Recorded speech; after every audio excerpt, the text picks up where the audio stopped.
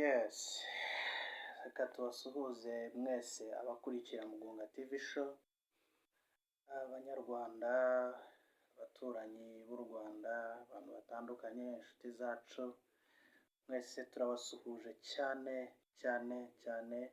mu izina rya Yesu.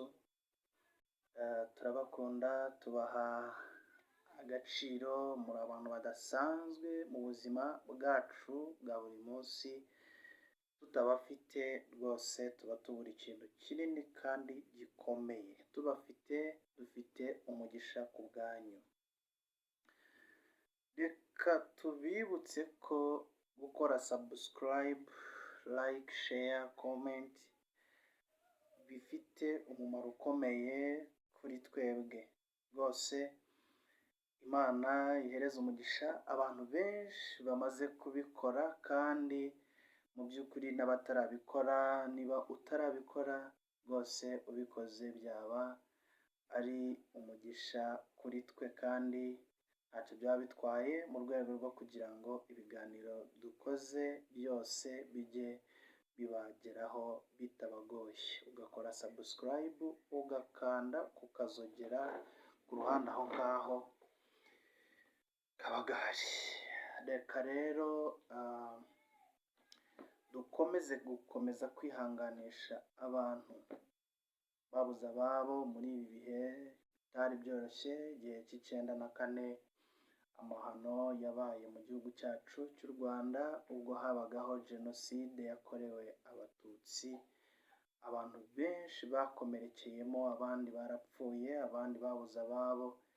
Turabakomeje cyane mu izina rya Yesu. Imana y'amahoro ikomeze imitima yanyu, kandi mukomeze kwihangana. Ntabwo byari byoroshye, ariko nanone ntabwo twari tuzi ko kugeza kuri uyu munsi igihugu cyacu cyaba kimeze nk'uko kimeze ubu ngubu. Bigaragara ko Imana yatugiriye neza.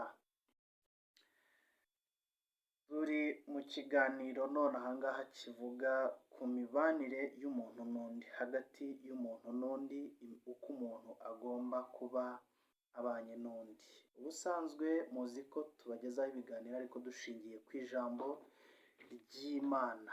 Turavuga ku rukundo umuntu agomba kuba afitanye n'undi. Muri iyi minsi tumaze igihe kinini, cyangwa se jyewe ubwanjye maze igihe kitari kinini ku isi, ariko mu by'ukuri kugeza kuri uyu munsi mu myaka ngezemo ntabwo ari myinshi, ariko iyo mfite irampagije kuba maze kumenya byinshi ku bintu bijyanye n'urukundo cyangwa se n'imibanire hagati y'umuntu n'undi.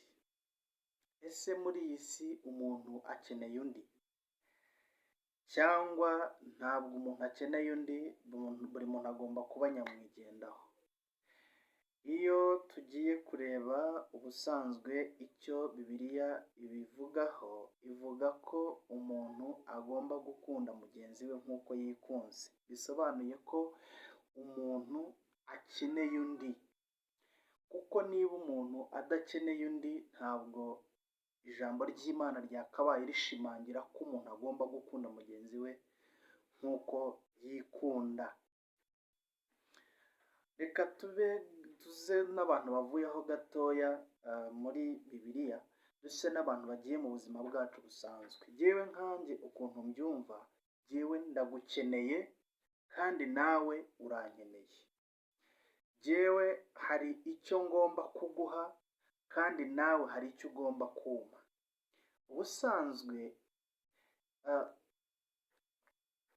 umuntu ngo icyo atanze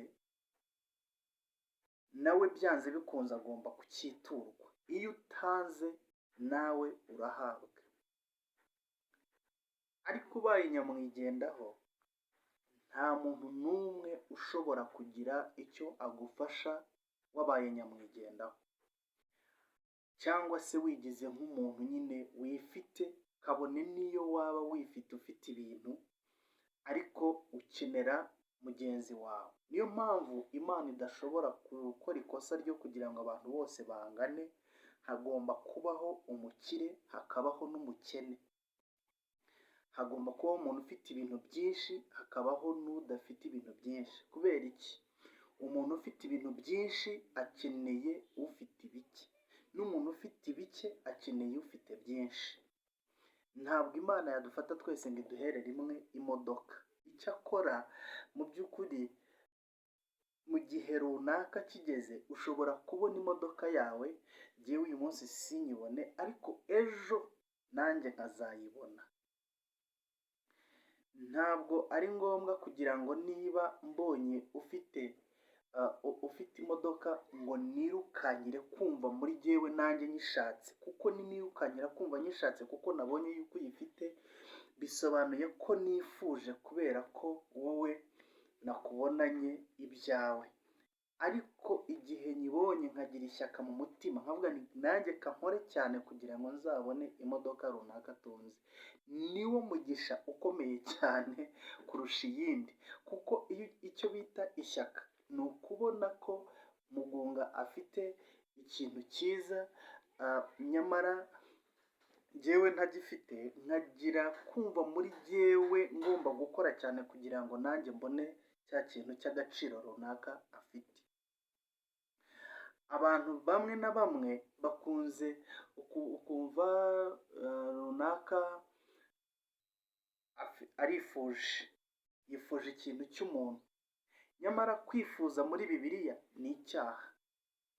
Impamvu biba icyaha, iyo ubonye ikintu cya runaka ukifuza kukibona, bisobanuye ko mu gihe wacyifuje no kukiba wakiba, cyangwa se no kumwica wamwica kugira ngo ukibone. Ikiruta rero, wagira ishyaka mu mutima ryo kugira ngo nawe ukore cyane kugira ngo uzagishyikeho, aho kugira ngo wumve wifuje kugira cya kintu cyo afite.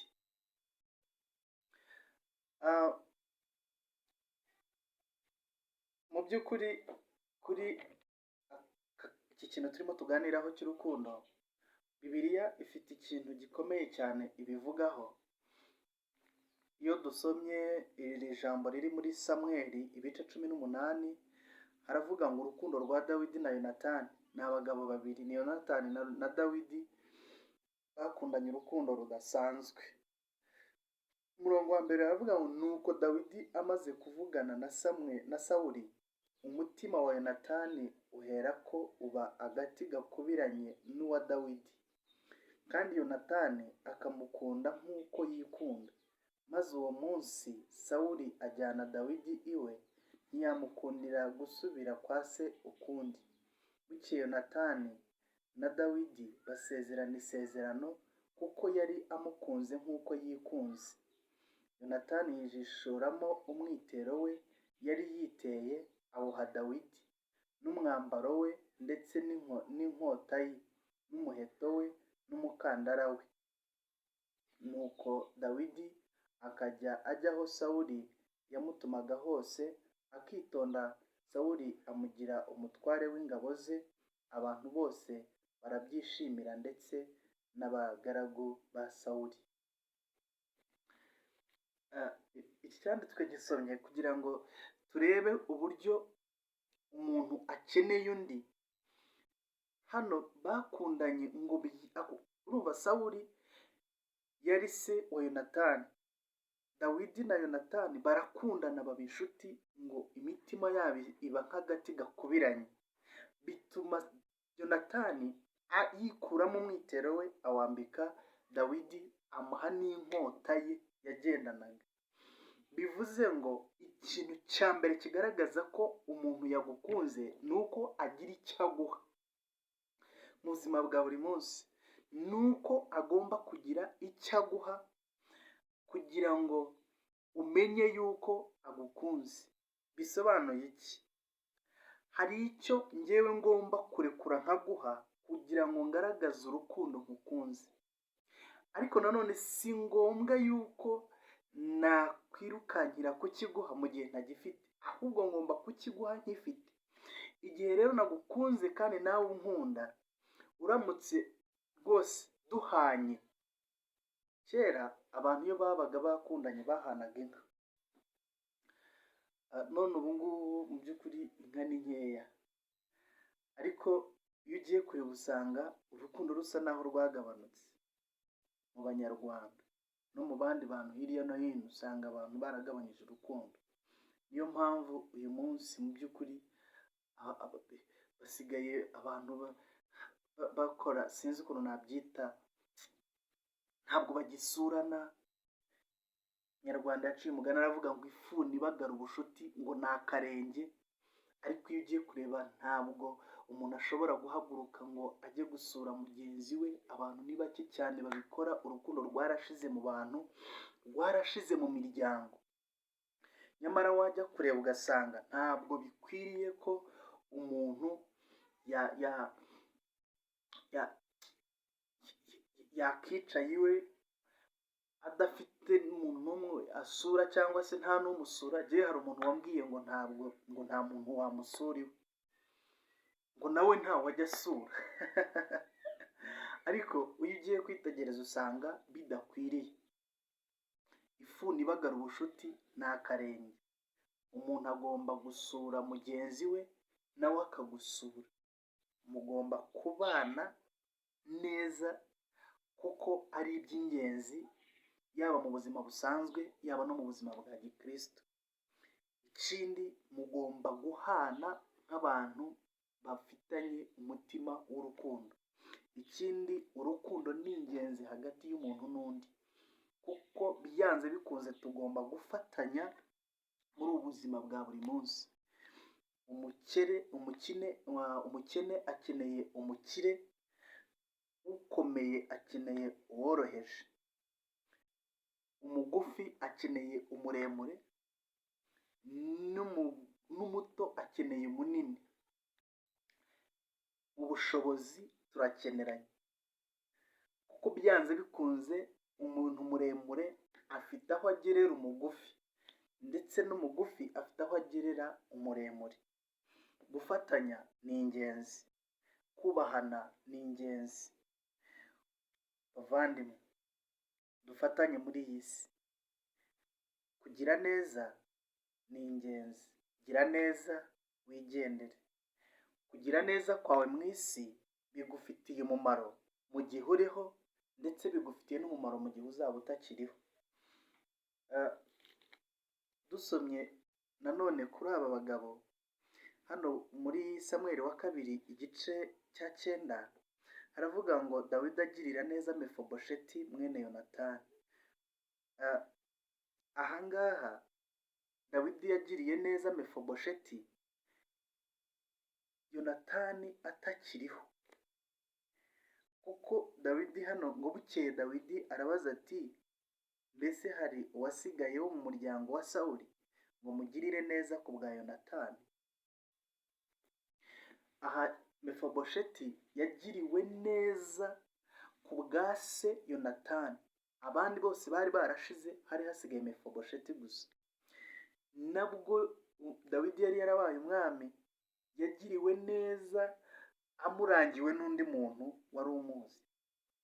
Rero kugira neza kwawe ni ingenzi, kuko bizakugirira umumaro ukiriho, bikanakugirira umumaro utakiriho, ubwo ineza wagize izagirirwa urubyaro rwawe, abana bawe, izagirirwa abuzukuru, izagirirwa abuzukuruza, ikagera no ku buvivi n'ubuvivure.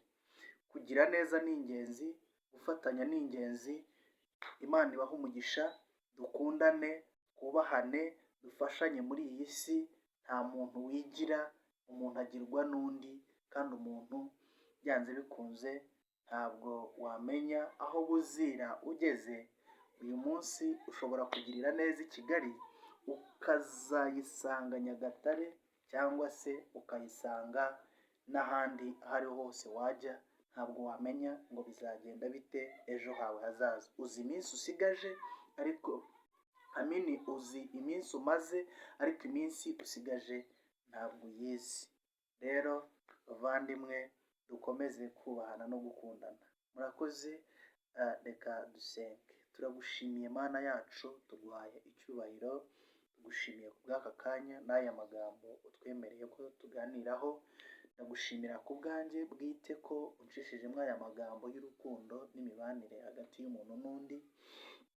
Izina ryawe rihabwe icyubahiro kuko ntabwo ari jyewe ahubwo niwe wakomeje kubana nanjye kandi niwe wavugiraga muri jye, ubwira umuntu uwo ari we wese uri bubashe kumva aya magambo ndetse akayumvira. Ndagasengeye rero kugira ngo mu izina rya Yesu Kristo ukomeze kubaha umugisha no kubagirira neza kandi iri jambo rizakomeze kubaka imitima ya benshi. Urakoze mwana, hereza umugisha abantu bose, girira neza igihugu cyacu cy'u Rwanda, uhereze umugisha abanyarwanda n'abanyarwandakazi.